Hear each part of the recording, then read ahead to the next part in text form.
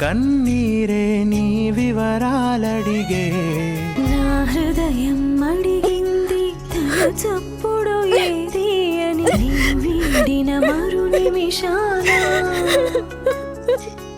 నా పరుగే ఆగింది రేపన్నది లేదు అని నీ జతగా లేని పయనాన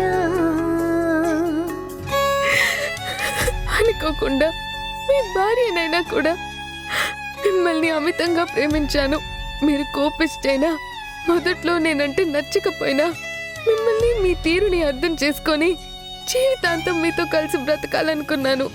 మిమ్మల్ని ప్రేమించి ఎంతో నమ్మినా మీరు ఇలాంటి మనిషి అంటే భరించలేకపోతున్నాను.